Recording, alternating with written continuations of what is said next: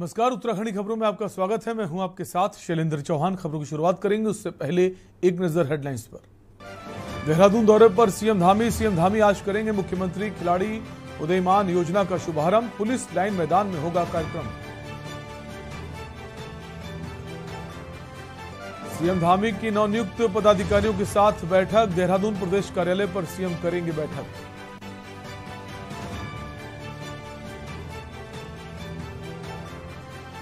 राहुल गांधी ने उत्तराखंड में भर्तियों में गड़बड़ी को लेकर बोला हमला। कहा भाजपा सरकार में बेरोजगारों के साथ धोखा।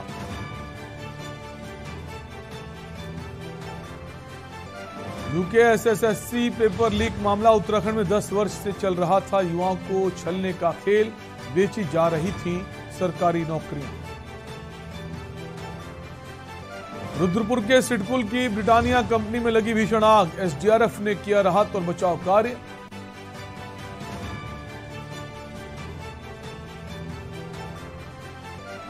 उत्तराखंड में कोरोना का धमाका। आज आए कोरोना के 92 नए मामले, 2.5 गुना हुए स्वस्थ।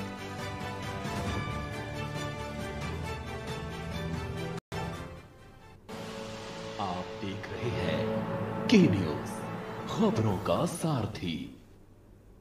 बुलेटिन की शुरुआत करेंगे प्राण कलियर से। खबर आ रही है धनोरी से, जहां पर महेंद्र भट्ट प्रदेश अध्यक्ष भाजपा बनने पर प्रथम आगमन पर प्राण कलियर के Dhanori national inter college hall में पहुंचने पर कार्यकर्ताओं द्वारा उनका फूल मालाओं के साथ स्वागत किया गया, जिसमें महेंद्र भट्ट प्रदेश अध्यक्ष ने दीप प्रज्वलित कर पृथ्वी सिंह सैनी पूर्व मंत्री को फूल मालाओं से नमन कर उन्हें याद किया गया। और कार्यकर्ताओं एवं जनता को संबोधित करते हुए उन्होंने कहा कि आने वाले पंचायत चुनाव में भाजपा कार्यकर्ताओं को वोट देकर भारतीय जनता पार्टी को मजबूत करने का काम करे। इसका प्रदेश अध्यक्ष भाजपा के आगमन पर क्षेत्र में लगाए गए होर्डिंग को साफ तौर पर देखा जा रहा है।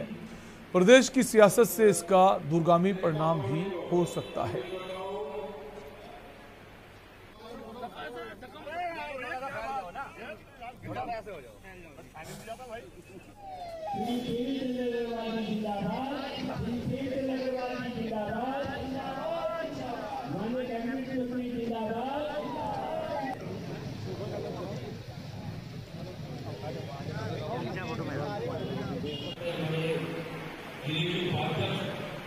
ये हमारी भारतीय जनता पार्टी का मतलब सभी विधानसभाओं में कार्यकर्ता सम्मेलन चल रहा है और ये अपने जो आदरणीय महेंद्र भट्ट जी प्रदेश अध्यक्ष जी हैं, ये सभी मंडलों में जा रहे और अपना सबको कार्यकर्ता सम्मेलन कर रहे हैं।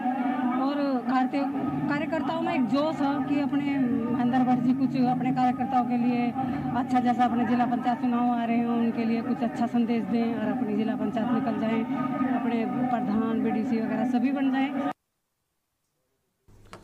खबर रुद्रपुर से है, जहां थाना पंतनगर क्षेत्र सिडकुल की ब्रिटानिया फैक्ट्री में देर रात भीषण आग लग गई। देखते ही देखते आग ने विकराल रूप धारण कर लिया और कंपनी को अपनी चपेट में ले लिया। आग की सूचना मिलने पर अग्निशमन के 12 वाहन मौके पर पहुंचे। इसके साथ ही एसडीआरएफ की टीम भी बचाव कार्य में लग गई। डीएम, एसएसपी सहित पुलिस और कई प्रशासन के अधिकारी घटनास्थल पर पहुंचे। बताया जाता है कि आग फैक्ट्री के गोदाम में लगी थी और धीरे धीरे पूरी फैक्ट्री को अपने आगोश में ले लिया। हालांकि आग से किसी भी तरह की जनहानि की सूचना नहीं है। सीएफओ वंश बहादुर यादव ने बताया कि अग्निशमन विभाग सहित कई कंपनियों के वाहनों को आग बुझाने में लगाया गया। आग से हुए नुकसान का आकलन नहीं हो सका। दर्जनों दमकल कर्मी आग पर काबू पाने में जुटे हुए हैं। वहीं एसडीआरएफ की कई टीम भी बचाव कार्य में लगी हुई हैं। पूरी कंपनी में आग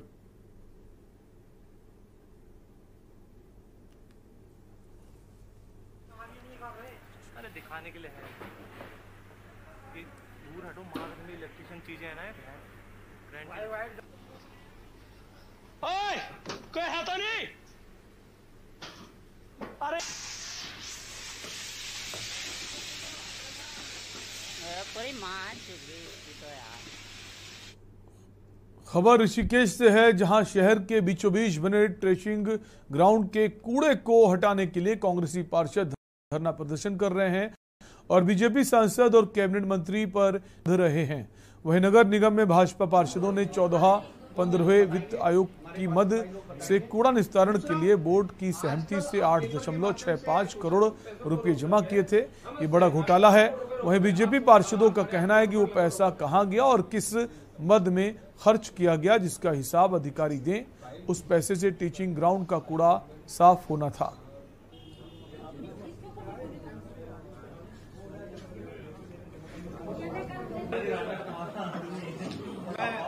देखिए, मैंने आपके बीच में एक बातचीत हुई ना, नीचे से लेकर ऊपर तक हमारे लोग बैठे हैं, सरकार में के लिए, पद में के लिए हम लोग हैं।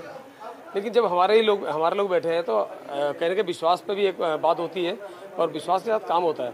लेकिन आज जब हमें ये बात पता लगी है तो इसके लिए हम लोग कार्रवाई कर रहे हैं और इसे पूरा जड़ तक निकाल कर लेके आएंगे कि कहाँ ये पैसा कहाँ उन्होंने गड़बड़ घाला किया है। देखिए, अभी पार्षदगण जो है मेरे पास आए थे, उन्होंने बताया और पुरानी बोर्ड बैठक जो है उसका हवाला देते हुए मुझे अवगत कराया कि पूर्व में जो है ये लेगेसी कूड़े के निस्तारण के लिए जो है 8.65 करोड़ की धनराशि जो है 14वें पद में वित्त के निधि से किया जाएगा। इस प्रकार की बात इन्होंने मुझे अवगत कराई है। वर्तमान स्थिति तो यह है कि हमारे पास इस समय धनराशि उपलब्ध नहीं है निगम में और हम लोग शासन से हमने रिक्वेस्ट करी थी कि इसमें धनराशि हमें उपलब्ध कराई जाए ताकि लेगेसी कूड़े का निस्तारण हम कर पाएं। खबर नैनीताल से है, जहां तल्लीताल फांसी गधे के पास एक अधेड़ महिला ने नैनी झील में छलांग लगा दी, जिसे मैराथन रूट व्यवस्था देख रहे चीता मोबाइल ने झील में कूदते देखा, जिसके बाद तत्काल स्थानीय लोगों की मदद से उसे झील से बाहर निकाला गया। झील से निकालकर उसे बीडी पांडे हॉस्पिटल में भर्ती कराया गया, जहां प्राथमिक उपचार के बाद महिला की जान बचा ली गई है।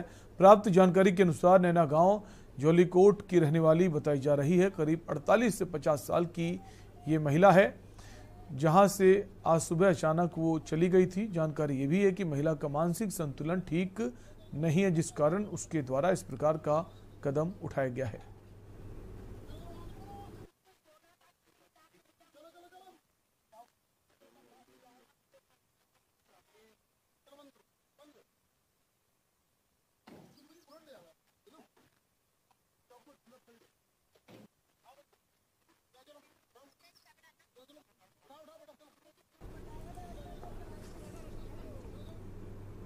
खबर कालाढूंगी से है। कालाढूंगी की लाइफलाइन कही जाने वाली सिंचाई नहरों का पानी बंद होने से किसान परेशान हैं। आपको बता दें, सिंचाई विभाग में आने वाली नहरों के कलमठ की सफाई का काम किया जा रहा है। विभाग ने कहा कि लगभग 90 मीटर कलमठ पूरी तरह से बंद पड़े हुए, जिनकी सफाई का काम चल रहा है। इधर काश्तकारों ने सिंचाई विभाग से जल्द ही सफाई पूरा कराने की मांग की है। कर रहे हैं कि अगर पानी थोड़ा करके भी बहेगा तो एकदम तो होने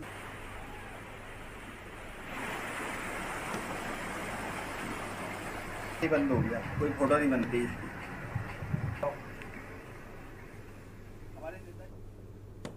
ऐसा है कि ये 20 तारीख को जो ये बारिश हुई है उसमें क्या हुआ कि ये मलबा जो सिल्टी ज़्यादा आने से पूरे जो हमारे ये मेन स्टार्टिंग में जो एक साइफन है लगभग 36 मीटर का, उसके बाद में 52 मीटर और है, वो वाला पूरी तरफ से बंद हो गया है और वो रेत जो है पूरी भर गई है उसमें। तो इसलिए हम अब इसको क्या कर रहे हैं कि अल्टरनेट व्यवस्था भी सोच रहे हैं और लेबर लगी हुई है। जैसे कि आप देख रहे हैं कि ये पूरा मलबा जो हमने अभी निकाला है और लेबर लगी हुई है कंटिन्यू हमारी। वहाँ लगभग अभी हमने 7-8 मीटर का जो स्पान है अभी साफ भी कर लिया है उसको और प्रयत्नशील हैं। समस्या तो ग्रामीणों के 20 तारीख को तो ऐसा लगा शायद रात पानी बंदा टूट गया है, सुबह तक या कल तक पानी आ जाएगा, लेकिन 3-4 दिन हो गए पानी नहीं चला। क्षेत्र में जनता बहुत आक्रोशित है। वैसे देखा जाए तो समस्या से अवगत तो हम यहाँ पर आकर के हुए, जब आकर के देख रहे हैं तो ये तो पूरी नहर चौक पड़ी है। इतनी जल्दी इसका पानी का सुचारू रूप से चलना तो असंभव दिख रहा है जब तक कोई वैकल्पिक व्यवस्था विभाग अपने स्तर से करे। हरिद्वार के थाना सिडकुल क्षेत्र अंतर्गत रोशनाबाद के नवोदय नगर क्षेत्र में जमीनी विवाद को लेकर दो पक्षों के बीच आपसी मारपीट हो गई, जिसका वीडियो सोशल मीडिया पर तेजी से वायरल हो रहा है, जिसमें एक पक्ष के साथ 6 से 7 लोग हाथों में लाठी डंडे लिए अकेले व्यक्ति को बेरहमी से पीटते नजर आ रहे हैं। वायरल हुए वीडियो में अकेले शख्स को तब तक पीटा जा रहा है जब तक वो जमीन पर बेसुध होकर गिर नहीं पड़ा। दबंगई के इस वायरल हुए वीडियो में बड़ी बेरहमी से अपने साथियों के साथ हाथों में लाठियां लेकर निहत्थे शख्स को मारते हुए ये दबंग दिखाई दे रहे हैं।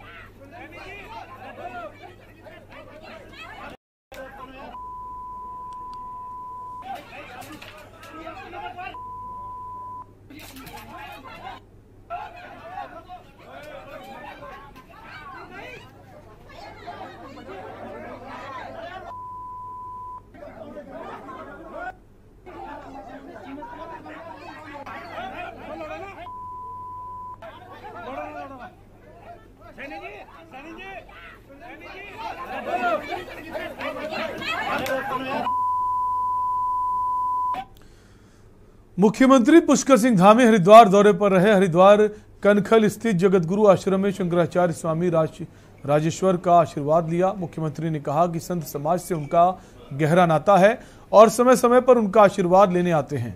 मुख्यमंत्री ने आगामी जिला पंचायत चुनाव को लेकर यहां की जिला पंचायत चुनाव में इस बार नए प्रत्याशी देखने को मिलेगा, ये कहा। वहीं भर्ती घोटाले पर मुख्यमंत्री ने कहा कि इस मामले में किसी को भी बख्शा नहीं जाएगा। जितना भी बड़ा रसूख वाला व्यक्ति होगा उसे जेल भेजने का काम किया जाएगा। सीएम ने कहा जांच चलेगी जब तक कि आखिरी व्यक्ति भी गिरफ्तार ना हो जाए और दोबारा ऐसी घटना ना हो, उसके लिए आरोपियों पर गुंडा एक्ट, गैंगस्टर एक्ट में कार्रवाई की जाएगी।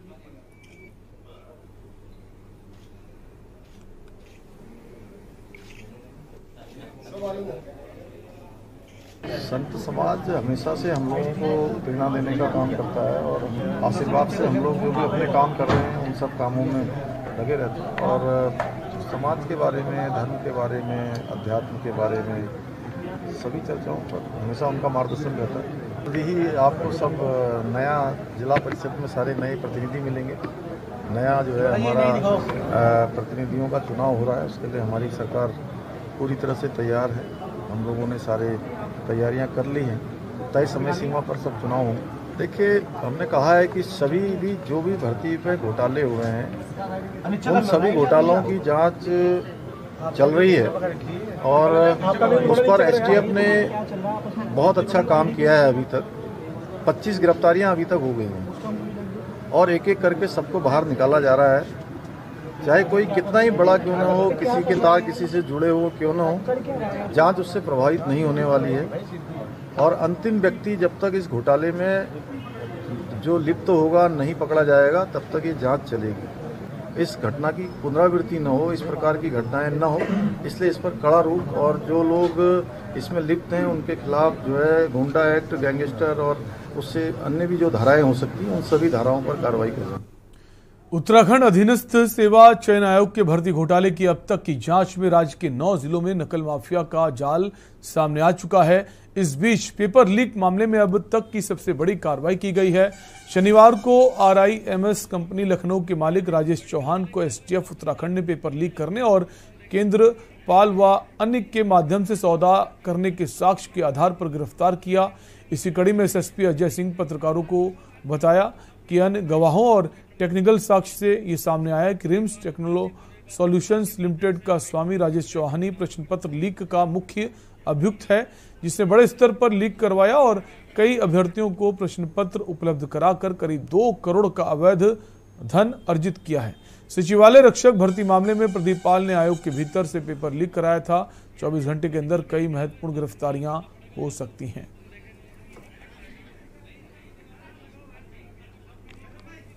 सभी को विस्तार से थोड़ा बताना चाहूंगा कि 22 जुलाई को परीक्षा लीक मैटर में अनियमितताओं को मिलते माननीय मुख्यमंत्री उत्तराखंड महोदय द्वारा जो इसमें तत्काल मुकदमा दर्ज करने के आदेश दिए गए थे। उसके बाद ही इसमें हमारी एसटीएफ की टीम को विवेचना ट्रांसफर हुई थी और इसके बाद सभी हमारी टीमें इसमें कार्यरत हो गई थी और 48 घंटे के अंदर इसमें 6 अभियुक्तों की प्राथमिक रूप से शुरुआत में गिरफ्तारी की गई थी और उसी के बाद से हमारी विवेचना इसमें एक से एक कड़ियों को हम जोड़ते चले और आगे तक इसमें अब तक कुल 26 गिरफ्तारी हो चुकी है। इसमें जो पहले जो कड़ी जो प्राप्त हुई थी, इसमें जो हमारे यहाँ कोचिंग सेंटर और वहाँ के जो कर्मचारी हैं RMS कंपनी में कार्य करने वाले, उनके माध्यम से पता चला था कि पेपर को लीक किया गया था और टेलीग्राम के माध्यम से इसको यहाँ पर पहुँचाया गया था।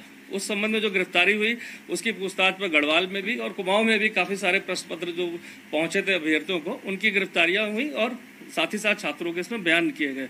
इसी के साथ साथ इसमें एक संगठित गिरोह का भी नाम पता चला जो धामपुर से ऑपरेट कर रहा था। खबर डोईवाला से है। उत्तराखंड में सामने आ रहे भर्ती घोटाले पर आम आदमी पार्टी ने भाजपा की डबल इंजन सरकार को घेरा और कहा कि अब क्यों नहीं घोटालों की सीबीआई जांच की जा रही है। पत्रकारों से वार्ता कर आपके प्रदेश नेता डोईवाला में आप कार्यालय में भाजपा की सरकार पर जमकर बरसे। आप नेता ने कहा दिल्ली और पंजाब में आपकी सरकार जनहित में शानदार काम कर रही है, लेकिन केंद्र की भाजपा सरकार विकास में अवरोधक बनकर हमारे सीएम और मंत्रियों के साथ विधायकों को ईडी और सीबीआई का डर दिखाकर सरकार तोड़ने की विफल कोशिश की जा रही है। जबकि उनकी अपने उत्तराखंड में भाजपा की सरकार में भर्ती घोटाला सामने आया है, जिसकी आम आदमी पार्टी सीबीआई जांच की मांग करती है। बहुत दुर्भाग्यपूर्ण है कि यूके ट्रिपल एससी वाला जो विषय है, इसमें युवाओं के साथ बहुत बड़ा खिलवाड़ हुआ है और इस खिलवाड़ के खिलाफ आम आदमी पार्टी शुरू से इसके खिलाफ है, इसके विरोध में आवाज उठा रही है। कल भी हमारा एक डेलीगेशन, जिसमें मैं स्वयं भी था, राज्यपाल महोदय से मिलकर आए हैं और हमने उनसे मांग की है कि उत्तराखंड के हाई कोर्ट के रिटायर्ड जज से इसकी जांच कराई जाए। हमने 7:30 बजे लगाए हैं। जितनी गहनता से अंदर तक एसटीएफ जा रही है, उतने नाम ज्यादा उजागर हो रहे हैं और कहीं ना कहीं अब इसमें नेताओं की भी मिलीभगत सामने आ रही है। उसके नाम पहले भी आ चुके हैं। बड़ा धांधली हुई है, उसमें भी बड़ा मामले सामने आ रहे हैं निकलकर। और यहां रुकेंगे ब्रेक के लिए, फौरन लौटेंगे। आप देख रहे हैं के न्यूज, खबरों का सारथी। देखें कौन नया खिलाड़ी आया है, समझा देते हैं, प्यार से समझाएंगे। ये तो अपनी जुबान है। जुबान एक हो तो दिल भी एक होने चाहिए। विमल बोलो जुबान केसरी। गोल्डी हिंग का तड़का लगे तो सभी दबा के खाते हैं। गोल्डी हिंग कण कण में जान। आप देख रहे हैं के न्यूज, खबरों का सारथी। ब्रेक के बाद आपका स्वागत है। खबर जसपुर से। कांग्रेस विधायक आदेश चौहान अक्सर सुर्खियों में रहते हैं, जहां फिर एक बार जसपुर विधायक आदेश चौहान सुर्खियों में हैं। दरअसल उन्होंने पुलिस प्रशासन पर गंभीर आरोप लगाते हुए कोतवाली पहुंचकर धरना दिया और सैकड़ों की तादाद में कांग्रेसी कार्यकर्ताओं ने जमकर नारेबाजी की। करीब 2 घंटे बीत जाने के बाद धरना स्थगित किया गया। विधायक आदेश चौहान ने बताया कि जसपुर क्षेत्र में सूदखोरी चरम पर है। सूदखोरों ने पीड़ितों की जमीन भी बेच दी। मेरे द्वारा मुद्दा उठाए जाने पर आरोपियों को फौरन गिरफ्तार कर खानापूर्ति कर दी गई। उसके बाद मेरा गनर हटा दिया गया। विधायक ने पुलिस पर साजिश के तहत हत्या का षड्यंत्र रचने के आरोप लगाए। वहीं इस पूरे मामले पर पुलिस क्षेत्राधिकारी ने बताया दोनों पक्षों से तहरीर आई है, जिसमें जांच कर विधिक कार्रवाई की जाएगी।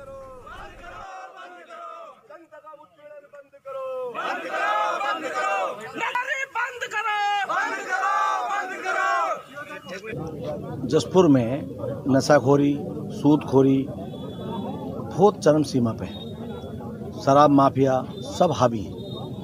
अभी कुछ दिन पहले कुछ जिनका उत्पीड़न सूदखोरों ने किया था, वो लोग मेरे पास आए कि साहब हमारे साथ बहुत अन्याय हो रहा है, हमारी ज़मीनें लिखवा ली और बिकवा ली। तो मैंने एक लेटर उनके द्वारा 24 तारीख को सूदखोरों के खिलाफ एसडीएम महोदय को दिलवाया। तो वो ये दबाव बना रहे हैं कि आप ये लेटर वापस दिलवाओ उन लोगों से। मैंने उस दबाव को मानने से इनकार किया तो उन्होंने मेरे सब पे हमला करने का प्रयास किया।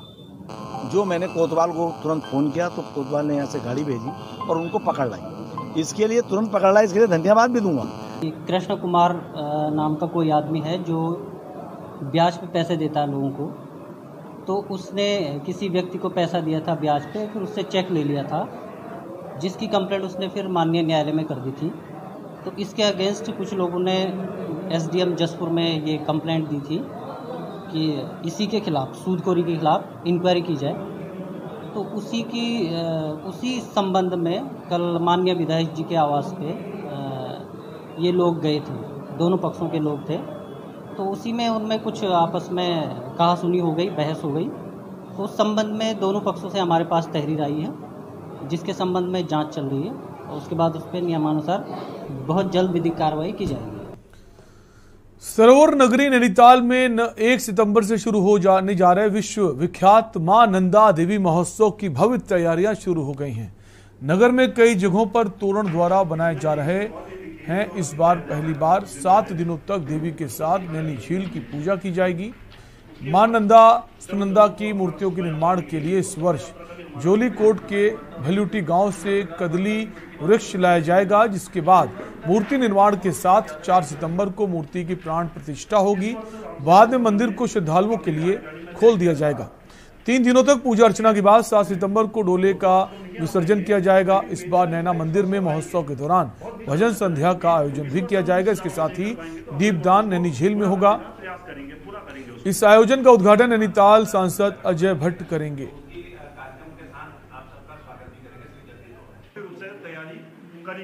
देखिए, जो हमारे बुजुर्ग लोग थे उन्होंने उस समय से ही जो है हमारी जो नैनी झील है इसकी वो पूजा करते थे, जिसमें स्पष्ट रूप से जब शाम के टाइम पर पंच आरती होती है तो उसमें जो है हमारे जो आचार्य हैं वो तालाब की तरफ को भी पूजा करते हैं। तो उसी कंसेप्ट को ध्यान में देते हुए हमने इस बार से तय किया कि हम जो है नैनी झील में जो है जब बहुत सारे दीप प्रज्वलित होंगे और यहाँ के लोग भी दीप प्रज्वलित करेंगे तो वो जो है माँ को समर्पित कर रहे हैं, तो निश्चित रूप से तालाब की भी जो है एक पूजा वहाँ पर की जाएगी।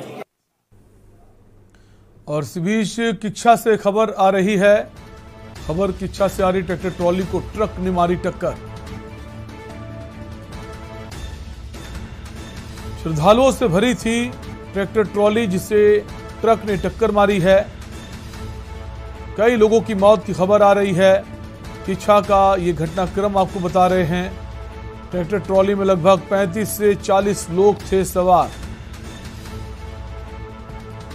उत्तम नगर ऐतिहासिक गुरुद्वारे जा रहे थे श्रद्धालु जब यह हादसा हुआ है। मौके पर पुलिस के तमाम आला अधिकारी पहुंचे हैं। पुलिस ने घायलों को अस्पताल में भर्ती कराया है। उत्तराखंड यूपी की सीमा क्षेत्र में हादसा हुआ है। उत्तराखंड यूपी के बॉर्डर के पास यह हादसा हुआ है। ट्रैक्टर ट्रॉली को ट्रक ने टक्कर मारी है। श्रद्धालुओं से भरी थी ट्रैक्टर ट्रॉली, जिसमें ट्रक ने टक्कर मारी है।